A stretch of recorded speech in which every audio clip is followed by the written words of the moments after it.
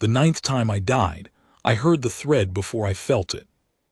That is the only way I have ever been able to say it. Steel had gone into me below the ribs, Corwin's steel, though I did not know his hand was on it yet, and the cold came up through my chest the way water comes up through a broken boat, faster than fear, faster than thought. My knees found the frozen ground. The torches on the ridge above me smeared and doubled. I remember the taste of iron and snow, and I remember my own men shouting my name from very far away as if they were calling it down a well. Then the noise stopped, all of it. The shouting, the wind off the crag, the wet gasp of my own breathing.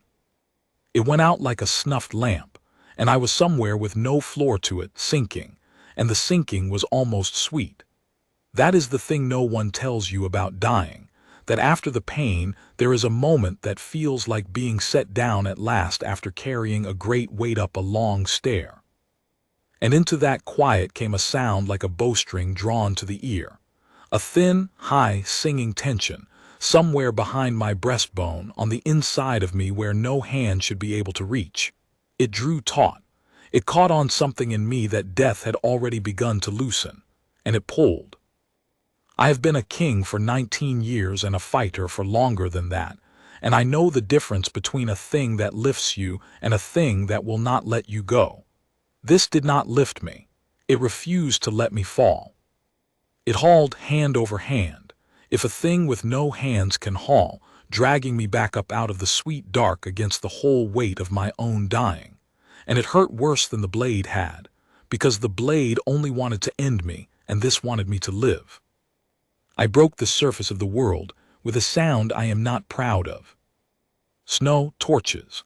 My war captain Halbrecht's face over mine, gone the color of ash. His hands were pressed flat to my side, dark to the wrist.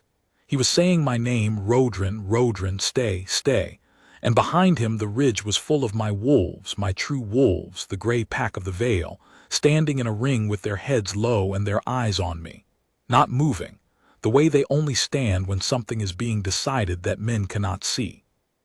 He's back, someone said, by the moon. He's back. And that was the 9th time. I want you to understand what that meant in my kingdom, so you will understand why I did what I did after, and did not simply let it be.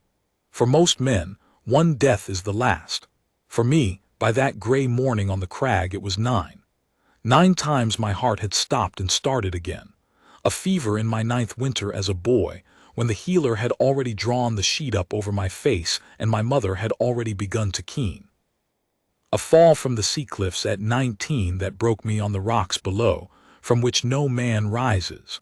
A hunting party of 40 caught in the great white storm at Duncrag, of which I was the only one they dug out breathing. An assassin's cup at my own coronation feast. And so on, 9 in all, until my own people had stopped saying I was lucky and started saying something quieter and stranger, that death had tried the king of the Vale and death could not keep him. The king death won't keep. They said it low, the way you say a thing you are half afraid to have overheard.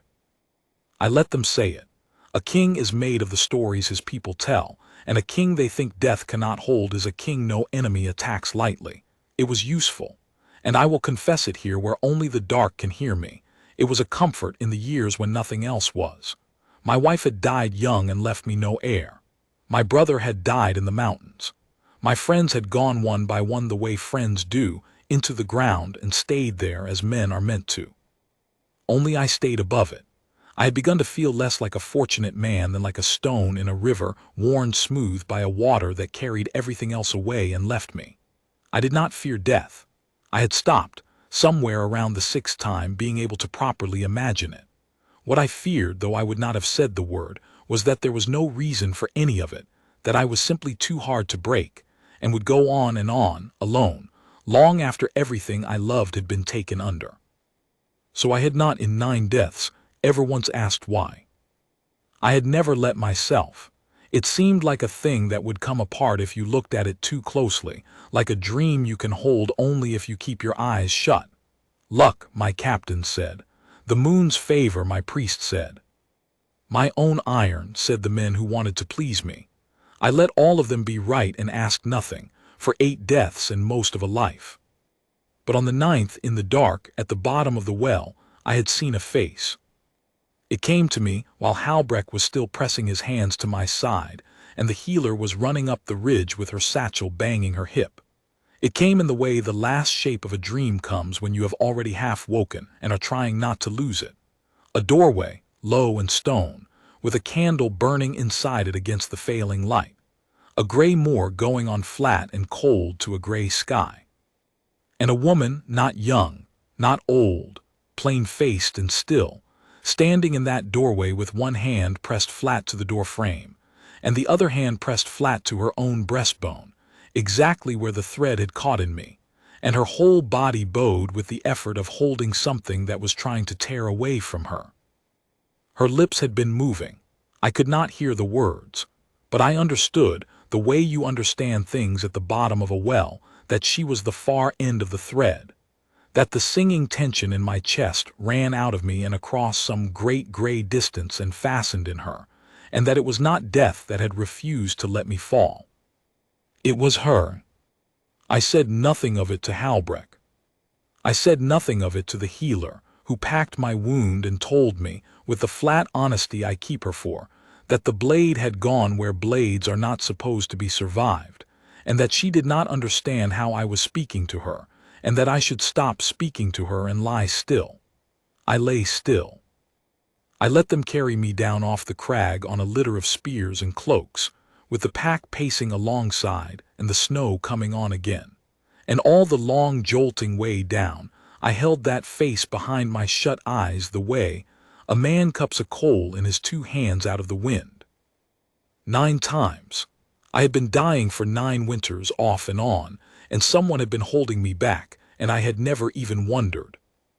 I had eaten and hunted and ruled and grieved and gone gray at the temples, and a woman I had never met in a doorway I had never seen had bowed herself half in 9 separate times to keep death from carrying me off, and I had thanked luck for it. I had thanked the moon. I had thanked my own iron. Somewhere down in me below the wound, something turned over that had been asleep a long time. I did not yet have a name for it. Later I would learn it was shame, and under the shame something warmer and worse, but that morning it was only a turning over, a stone shifting in a river, and a single hard thought forming underneath it, plain as a struck bell. I am going to find her hand, and I am going to hold it. They did not want me to rise, of course. A king with a hole in his side does not, by rights, get up for a month, and my council spent the first week of my mending certain I would honor that. Halbrecht posted my own pack across the door of my chamber. The healer, whose name is Oda and who has been unimpressed by me since I was a boy, told me plainly that if I split the wound open galloping across the country on a whim, she would let me bleed out this time and be done with the extra work. My priest, old Cadfael, sat by my bed and murmured about the moon's mercy until I could have thrown the water jug at him. I let them all believe I was resting. I lay still and healed and listened, and while I listened I did a thing I had never done. I counted. I sent for the rolls. Every hold in the Vale keeps a record of its dead and its births and its bad winters, and the great hold at Duncrag keeps a record of them all. I had Halbrecht bring me the whole dusty weight of them, years of them, and I told him it was to settle a boundary dispute, and he believed me because a king may lie and be believed, which is one of the loneliest of a king's powers. And then, propped against the bolsters with my side burning, I went back through my own life death by death, and beside each death I wrote the date, and the place, and the hour if I knew it, and I began to hunt for the far end of the thread across 19 years. I did not know her name. I did not know her hold. I had one thing only, a gray moor flat to the sky with a low stone doorway and a candle in it, no highland this, no forest, no coast. Flat moor. The Vale has only one country flat and gray enough to match it, and it is the poorest and the emptiest we have. The long moorland of the far southeast, where the peat lies black and the wind never stops and the villages are 3 houses and a well, out past the last of the good grazing, where men send what they cannot use. And on that moorland there is one place a woman might stand in a low stone doorway with a candle, night after night, tending to something that was always trying to tear away from her. There is a hamlet out there built around a burying ground where 9 roads meet. It has been the country's grave place time out of mind, the ground where the far moor lays its dead when its own hard soil will not take them, and the people who live there are the people who tend the dying and dig the graves and sit the long vigils no one else will sit. Ninecross, it is called, for the 9 roads and the crosses over the old graves. In the Vale, to say a man has gone to Ninecross is to say he is dead. To say a woman is one of the Ninecross women is to say something worse, something people spit after saying, because the Moor believes, the way the Moor believes everything, that those who sit too long with the dying begin to carry the dying with them, that death rubs off like soot onto the hands that touch it too often, and that a Ninecross woman brings the cold into a house the way another woman brings the warm. I did not believe a word of it. I am a king, and I have buried more men than a whole village of grave tenders, and I have never come away carrying anything but grief. But I sat there with the rolls, and I matched my deaths to their dates, and then I sent a rider, a quiet man, not one of my captains, to the moot hall of the far moor, to ask a single question and bring me the answer. In the years I named him, on the nights I named, did anything strange happen in the country of Ninecross? A fever no one could account for.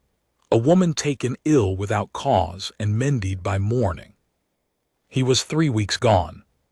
I healed enough to walk in that time, and to hide from Oda that I was walking, and to sit at council and pretend that my whole mind was on the border and on Corwin of the Ironmore, whose blade it had been on the crag. For we had learned that much by then, that the ambush was his, the 8th or 9th time one of his had come at me over the years, though we could never make it stick, and he sat in his own grim hold across the eastern line and denied it and smiled while he denied it. My council wanted war. I let them want it. My whole heart was 3 weeks south on a gray moor, waiting for one man to come back and tell me whether a doorway was real. He came back at dusk in the rain, and he would not meet my eyes at first, the way men will not when they have found a thing that frightens them. "There is a woman, Lord," he said. "At Ninecross they call her Nell." He turned his cap in his hands. "They call her other things too." "Tell me the other things after," I said. "Tell me the fever." And he told me the fever. On the night of my 9th winter as a boy, when I lay under the drawn sheet, a child of Ninecross, a girl of the same 9 years, a grave tender's daughter, had burned with a fever so high her mother thought the roof was on fire, and had been given up for dead by moonrise, and had sat up by dawn, well, with no mark of it on her. On the night I fell from the sea cliffs at 19, a young woman of Ninecross had dropped in the churchyard mid-step as though a blade had gone into her side, and lain a night unbreathing and risen. On the night of the great white storm at Duncrag, when they dug me alone out of 40, half the moor could tell him, a woman at Ninecross had walked out into a storm that was killing men and stood in it, in a low stone doorway, until dawn, holding to the frame, and come in blue and shuddering and alive. And on the night of the crag, the 9th, my last, 3 weeks gone, Nell of Ninecross had fallen in the burying ground with her hand pressed to her breastbone below the ribs, exactly where the steel had gone into me, and had not been expected to see the morning, and her heart had stopped, they swore to him. They had held a glass to her mouth, and it did not cloud.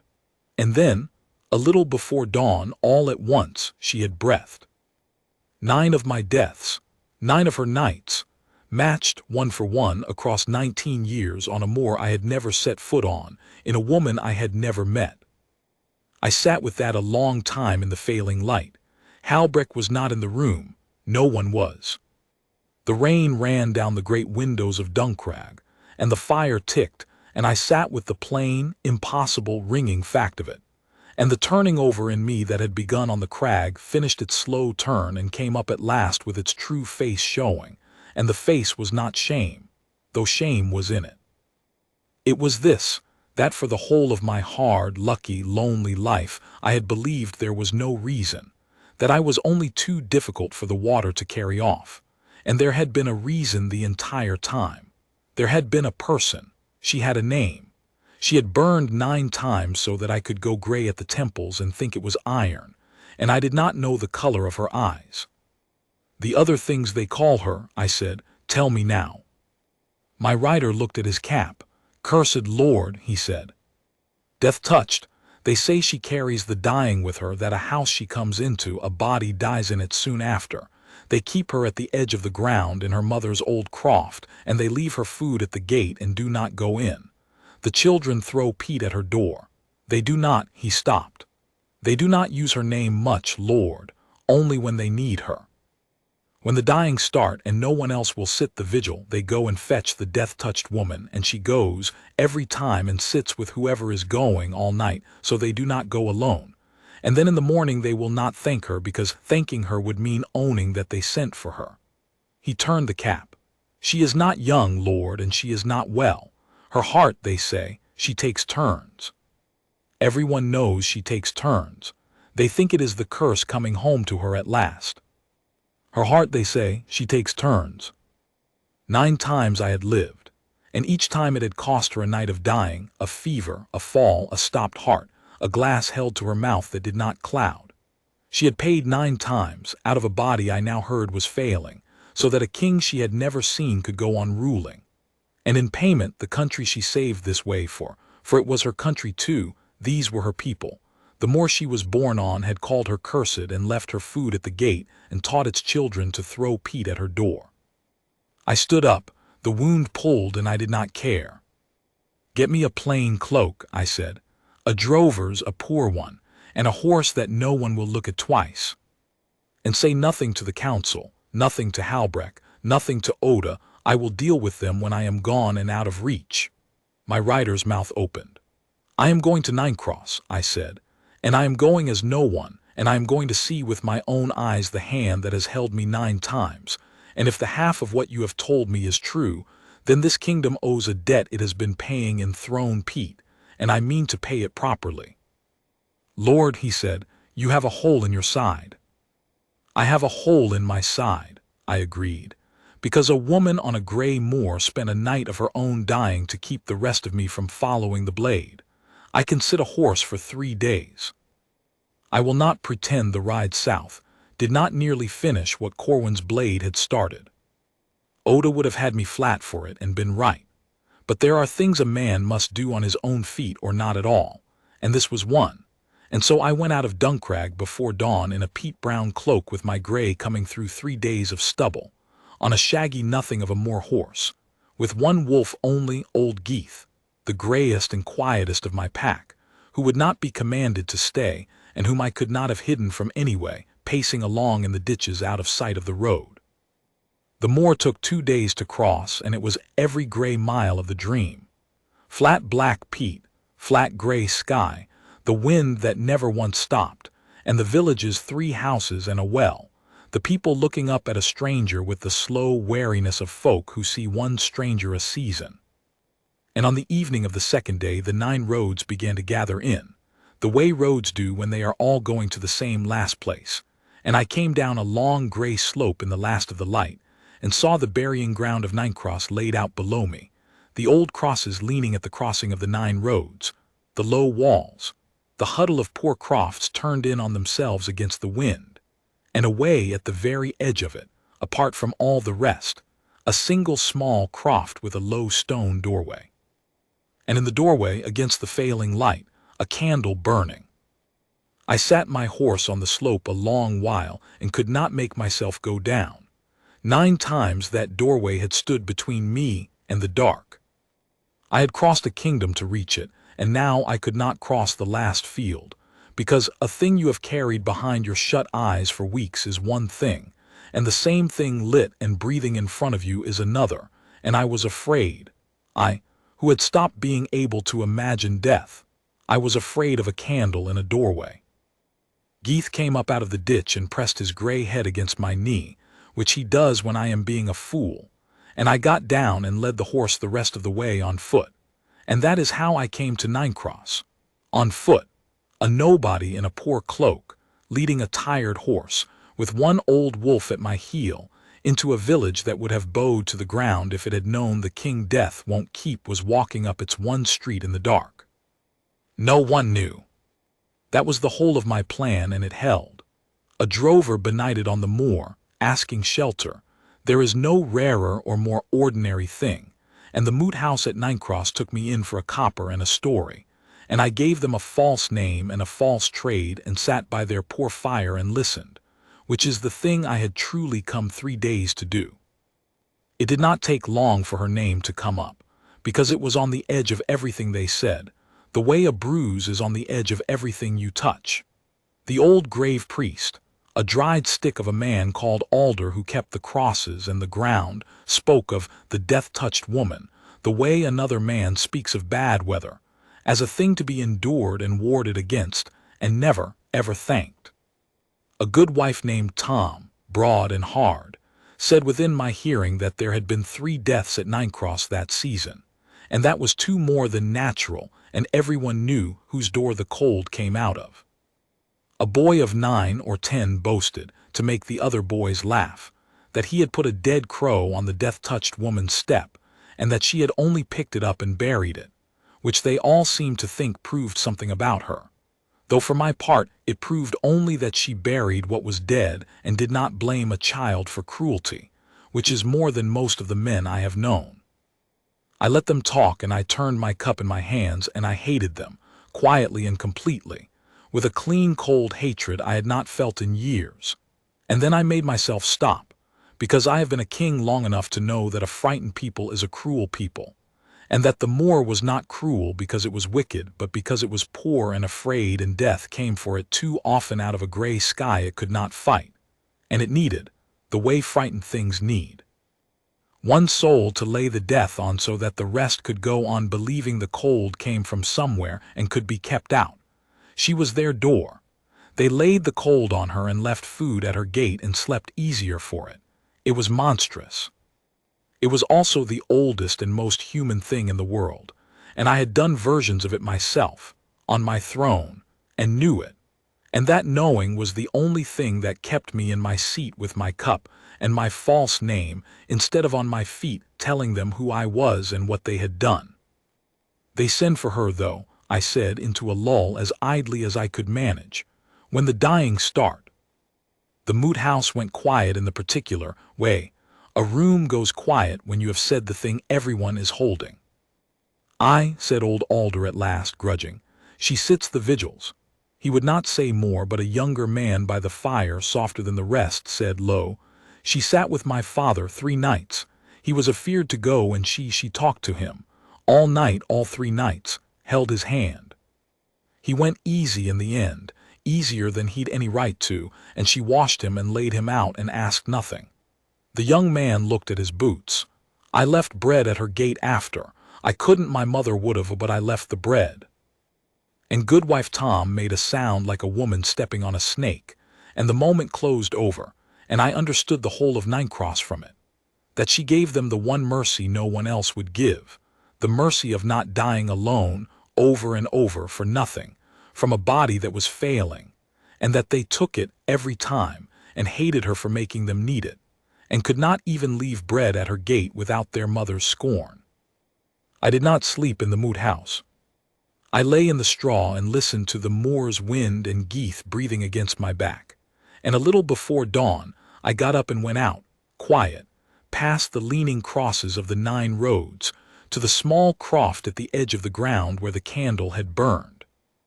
It was burning still. It had burned all night, and through the small window in its light I saw her for the first time with my open eyes. She was sitting by a low bed. On the bed was an old woman, very small under the blankets, her breathing the long, ragged draw of the near dead. One of the village's own, sent for in the night, laid in the death-touched woman's own house because no one else would keep a dying grandmother from the cold. And Nell of Ninecross sat beside her on a stool with the old woman's hand in both of hers, and she was talking, low, so low I could not hear the words through the stone and the wind, only the shape of them, steady and unhurried and warm, the way you talk to a frightened child at the top of the stairs in the dark. Her face I had seen at the bottom of a well. It was plainer than the dream and more than the dream. A Moor face, weathered, not young, with gray coming into the brown of her hair and a stillness to her that I have only otherwise seen in very old trees and in men who have made their peace with a thing the rest of us fear. And even in the candlelight I could see what my rider had told me, that she was not well. There was a gray under her color, a thinness at the wrist, and now and again as she talked her free hand would come up and press, without her seeming to notice, flat to her own breastbone below the ribs in the exact place, and hold there and ease and fall away.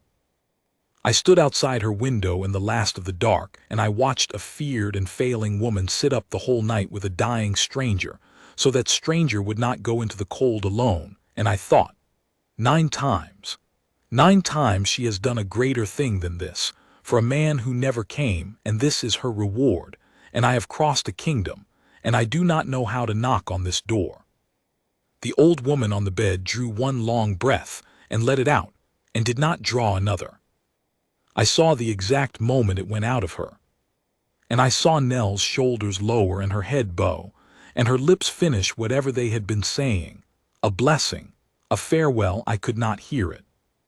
And then she sat a while longer holding the dead hand, not letting it go all at once, giving the passing its full and unhurried weight the way you give weight to a thing that matters.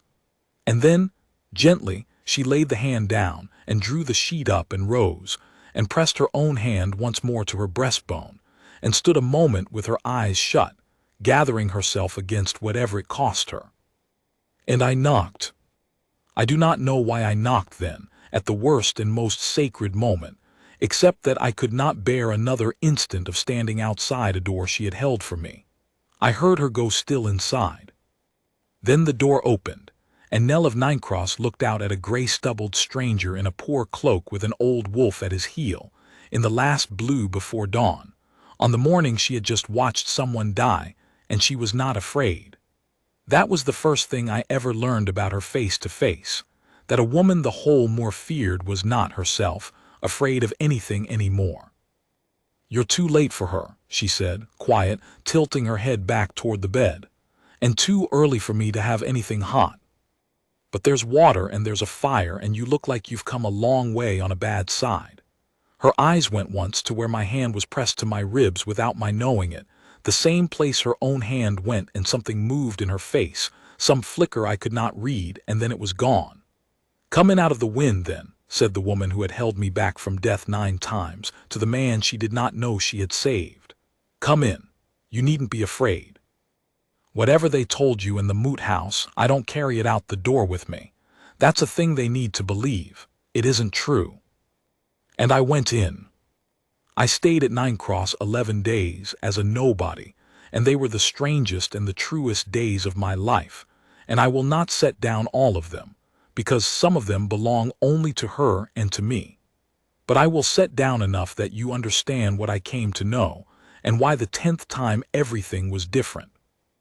I told her my name was Rune, and that I was a drover whose beasts had been lost to Corwin's raiders in the east, a lie built close enough to the truth to stand, and that I had no work and no place to be, which was the truest lie a king ever told, for standing in her croft I did feel, for the first time in 19 years, that I had come at last to the place I was meant to be, and did not know how to leave it.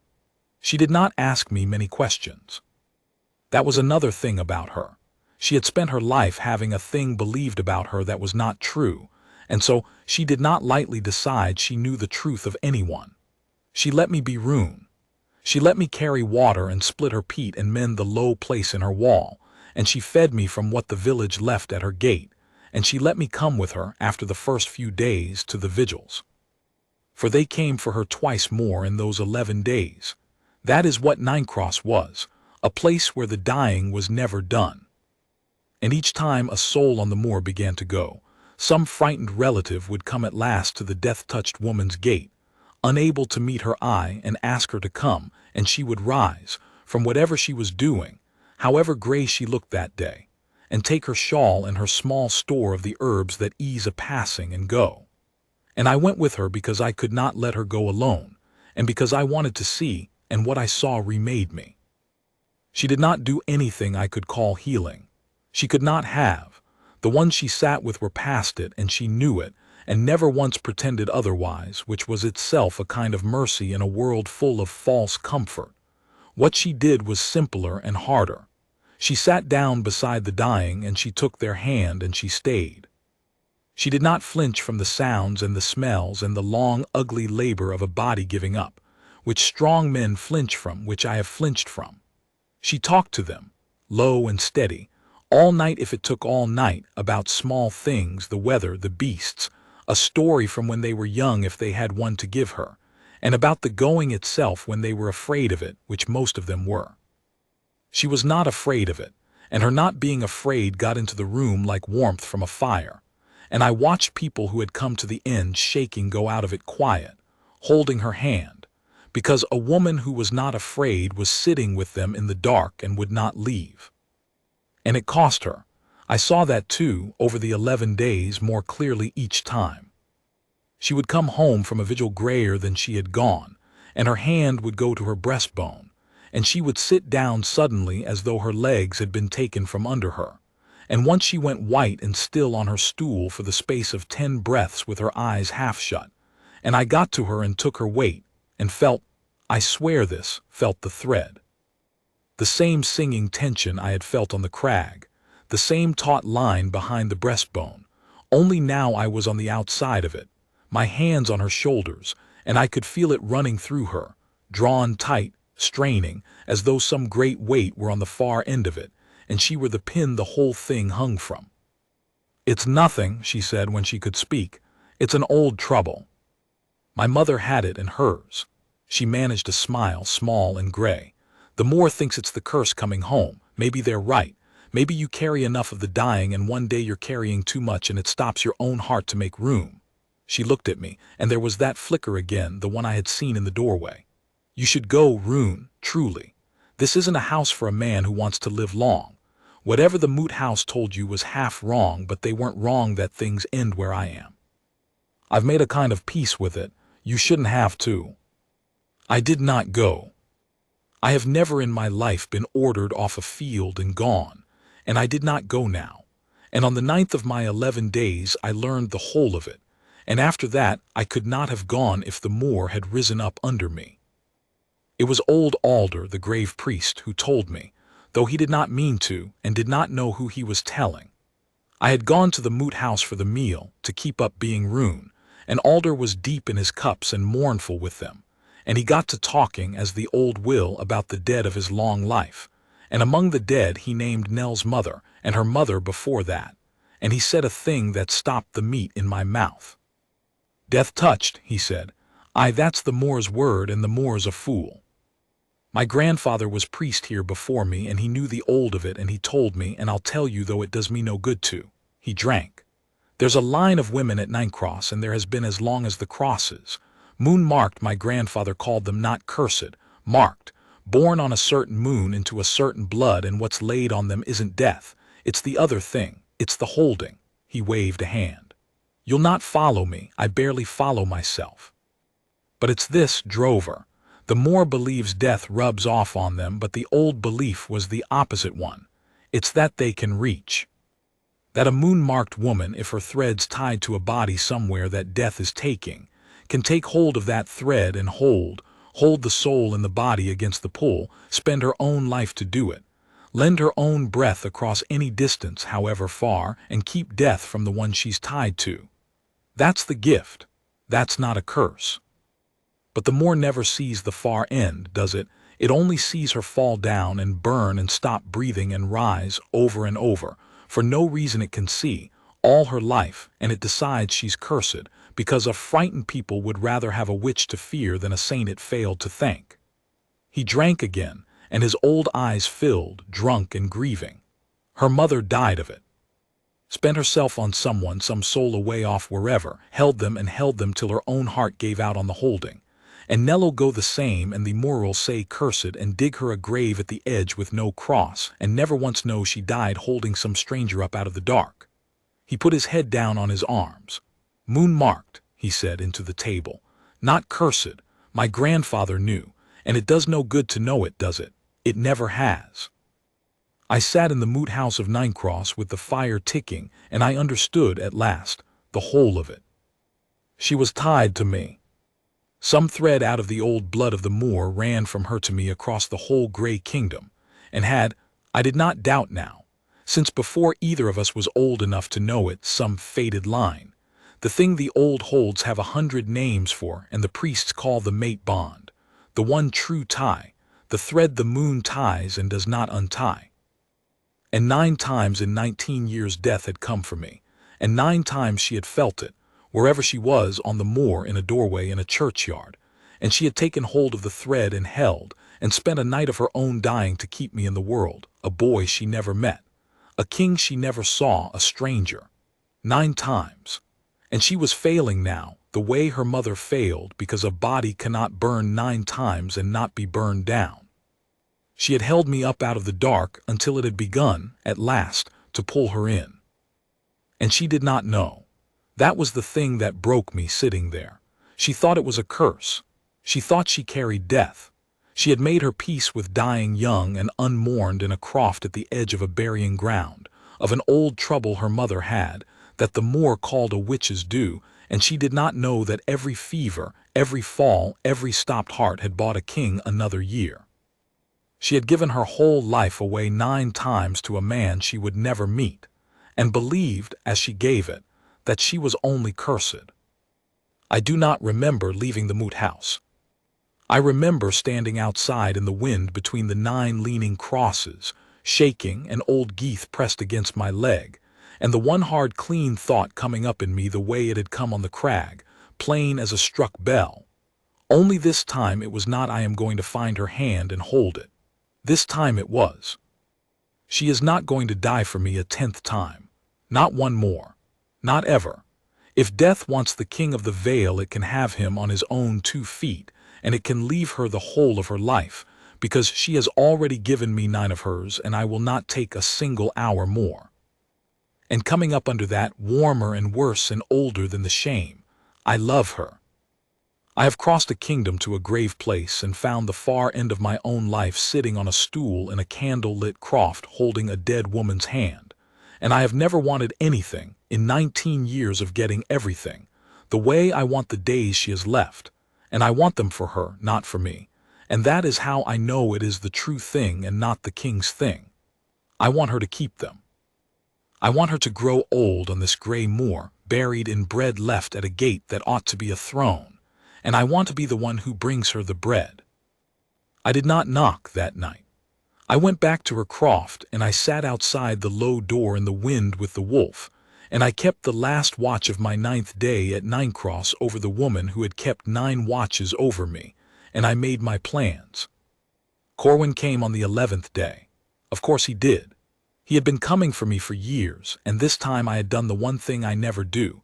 I had walked out of Duncrag alone, without my captains, without my pack, without the story of the King Death won't keep wrapped around me, into the emptiest country in the kingdom, and word travels even on the moor, a stranger with a wolf, a grey man with a soldier's shoulders, and Corwin was not a fool, whatever else he was. His riders came down the 9 roads at noon, a dozen of them, mailed and quiet, and I knew them for what they were before they reached the crosses, because I have spent my life knowing killers by the way they sit a horse. I was mending Nell's wall when I saw them. She was beside me, handing me the flat moorstones, and I felt her go still, and I turned and saw her looking not at the riders but at me, at my face, which had changed, which had gone to the face I keep for war and which she had never seen, because Roon the drover did not have that face. "You're not a drover," she said. It was not a question.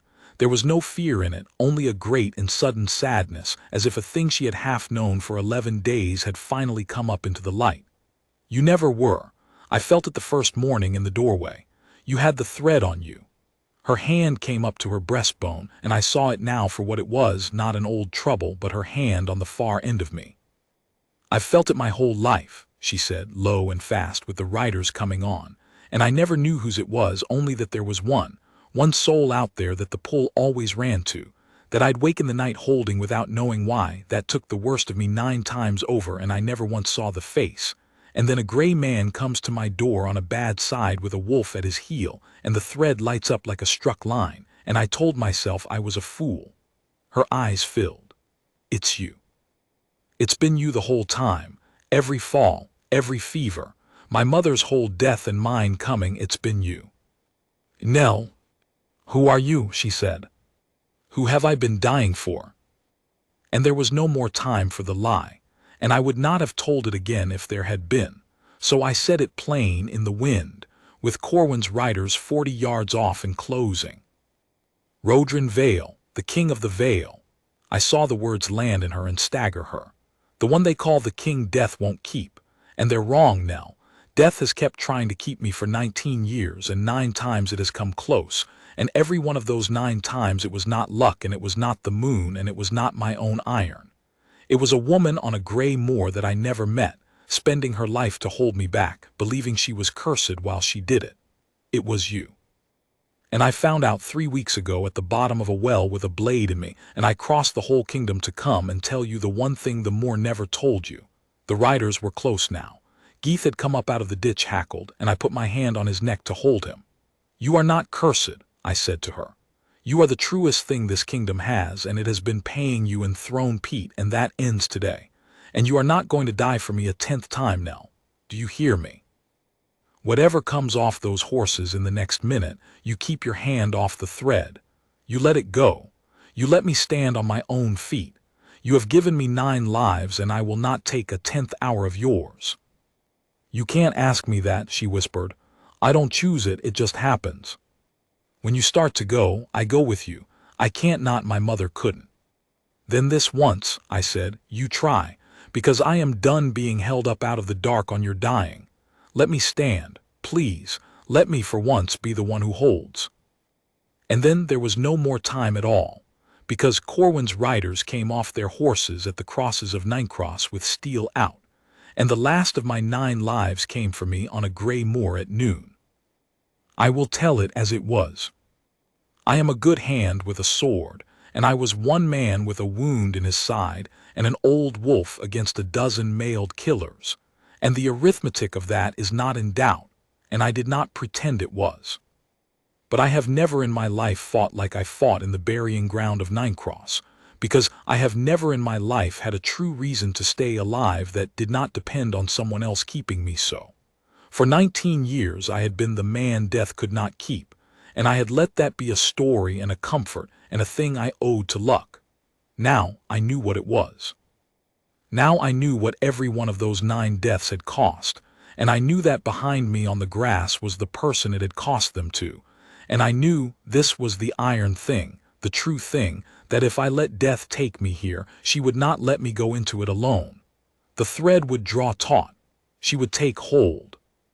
She would spend the 10th night, the one her failing heart did not have, and she would die on the grass of her own burying ground holding up a king, and the moor would dig her a grave at the edge with no cross and never know. So I did not let death take me, not on her account. For the first time in my life I fought to live because someone else's life hung on mine, and there is no strength in the world like it. Geeth took one man's throat. I took 2 more between the crosses and a 4th, and the wound in my side tore and I did not feel it, and I heard far off a horn, for I was not, it turned out, quite as alone as I had ridden out to be. Halbrecht is not a fool either, and a king who vanishes from his own sickbed with a peat cloak and a nobody's horse does not fool his war captain for long. And Halbrecht had put the pack to my scent the day after I left and followed me south at 3 days' distance with a troop at his back, cursing me the whole way. And he came down the 9th road into Ninecross at the gallop with the gray pack of the Vale pouring ahead of him, and the arithmetic changed. But not before Corwin reached me. He had held back, the way the men who send the killers always do, and when he saw the horn take his riders he came himself, straight for me, because a wounded king on foot was still the prize he had wanted for 9 tries, and he came fast and low with a long blade, and I was tired and torn, and I turned a hair too slow. I felt the blade go in, high this time above the old wound into the meat below the shoulder, and cold and deep, and the gray noon smeared and doubled the way the torches had on the crag, and my knees found the grass, and the sinking began, the sweet, terrible, easy sinking, the well opening under me, the sound of the world going out like a snuffed lamp. And I felt the thread draw taut. I felt her behind me on the grass take hold. I felt it come alive, the singing tension, the old moon-marked holding, her whole failing life gathering at the far end of the line to haul me back one more time out of the dark, the 10th time, the one she did not have, and I heard her cry out, a small sound, the sound of a heart under a weight it cannot bear, and I understood in the last clear instant of my sinking that she was going to do it, that she could not, that she was going to die for me a 10th time on the grass of her own grave place, because the moon had tied the thread that way and her mother had taught her nothing but how to hold. And I did the only thing I have ever been proud of. I did not let go the way you let go of a rope to fall. I took hold of the thread from my side. I do not know how. There is no teaching it. I had felt it my whole life only as a thing that happened to me, a saving I received. But I was drowning and she was on the other end of it burning to hold me, and I would sooner have gone down 9 more times than let her spend the life she had left. And so, the way a man will do a thing he cannot do, because there is no one else to do it, I reached, in the dark, along the singing line toward her, and I took hold, and instead of letting her haul me up out of death, I turned the whole terrible strength of the tie the other way and hauled her back from it. I put my own life on the line, all 9 survivals of it, everything death had failed to keep, and I gave it down the thread. I held her the way she had held me. I said into the dark with everything I had, not her, take the king, leave her, she has held enough. Let me this once be the one who holds. And the well closed, not over me. It closed empty, and I came up out of the sinking with the thread in my 2 hands like reins, and I opened my eyes on the gray noon of Ninecross, on my knees in the grass with Corwin's blade in my shoulder and Corwin himself already down under the gray pack that Halbrecht had loosed, and I turned, dragging the steel with me, and I saw her. She was on the grass a little way off where she had fallen on her side, her hand at her breastbone, and she was breathing. Gray and shaking and alive and breathing, and staring at me with her whole moon-marked heart in her face, because she had felt it too. She had felt the thread turn, felt herself hauled back from the dark she had gone into for me by the very man she had gone into it to save. Felt, for the first time in a life of holding and never once being held, someone take hold of the far end of her and refuse to let her go. You held, she whispered. Tears ran sideways off her face into the grass. No one my whole life, no one ever held. It's always me. It's only ever me. And you, her voice broke. You held. I crawled to her across the grass of the burying ground, dragging the blade, and I got my arm under her, and I held her against me there among the leaning crosses with the pack settling and Halbrecht shouting for Oda's twin who rode with the troop. And I put my mouth to her gray hair, and I said the truest sentence of my life. 9 times you held me and asked nothing. So hear me now before all of it, before the pack and the priest and the whole cursed moor. You will never hold anyone alone again. Not one more vigil. Not one more night at the edge of the ground with bread left at a gate.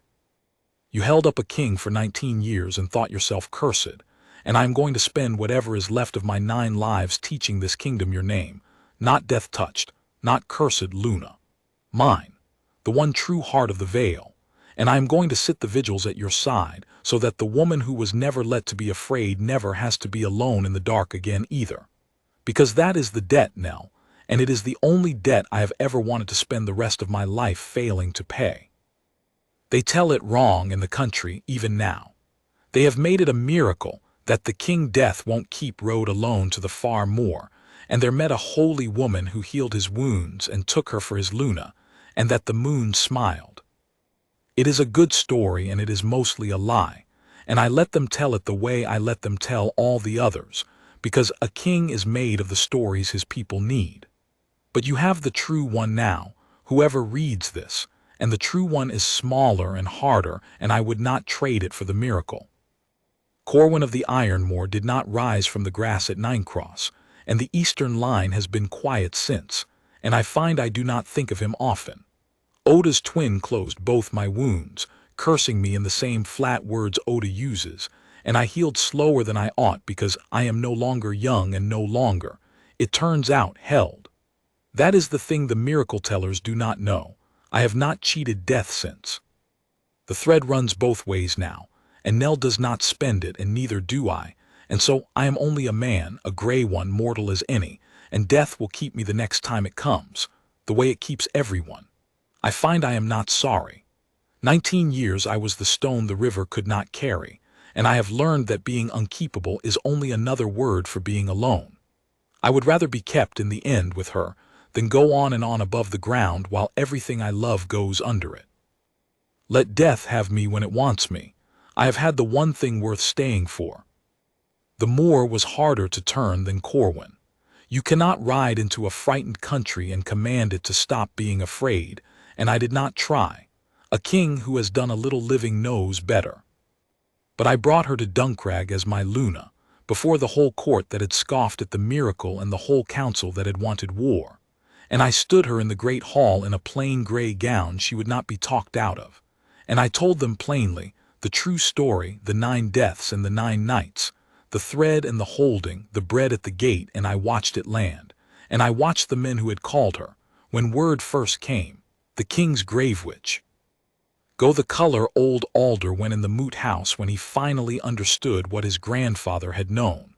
And then I did the thing that mattered more than the telling. I made the vigils a duty of the crown. There is a house at Duncrag now, and houses going up in the far holds, where those who are dying and have no one may send for someone to sit with them, all night. So they do not go into the cold alone, and the men and women who sit those vigils are honored and paid and thanked by the king's own word. And the first of them, the one they are all patterned on, the one whose name is carved over the door of the house at Duncrag, is Nell. She still goes back to Ninecross. I go with her. We sit the vigils there ourselves, sometimes the 2 of us, in the crofts of the very people who left food at her gate and taught their children to throw peat, because she will not hear of doing otherwise. They were only afraid, she says, and a frightened person is owed mercy more than an easy one, not less. And I have stopped arguing because she is right, and because I have come to love the moor a little for her sake, the way you come to love the hard place that shaped the person you cannot live without. Old Alder is gone to his own crosses now, and I saw to it there was a good one over him, for the truth he carried and thought did no good. Goodwife Tom curtsies to her Luna in the one street of Ninecross and cannot look her in the eye, and Nell takes her hand each time and asks after her grandchildren, and that is a harder judgment than any I could pass from a throne, and Nell does not mean it as one, which is why it lands. Last night I woke in the dark at Duncrag, and she was not beside me, and I found her at the great window with a candle, looking south toward the moor she cannot see, her hand at her breastbone the way it has gone all her life. I thought, for a cold moment, that the thread had pulled, that somewhere a soul was going and she had felt it and gone still to hold them. And then she turned and saw my face and understood my fear and smiled the small gray smile that undoes me, and she came and put her hand not on her own breastbone but flat on mine, over the thread, over the place the blade went in, and she said, "It's quiet. No one's pulling. I only came to look at it, the dark. It used to frighten me that I'd go into it one night and no one would hold me." She pressed her hand to my chest. "It doesn't frighten me now. That's your doing." And I put my hand over hers, and we stood at the window a long time, the king who cannot be kept, and the woman who was never held, keeping and holding each other in the ordinary way of 2 mortal people who have decided to go into the dark together when it comes, and not 1 hour before, and not one of them alone. That is the whole of it, and it is enough. 9 times she reached across a kingdom to hold up a stranger and asked nothing and was called cursed for it. And in the end, all I had to give her back, all any of it was ever for, was 1 hand on the far end of the thread, and the plain, mortal, unmiraculous promise that she would never have to hold alone again. Someone holds her now. I have made very sure of that,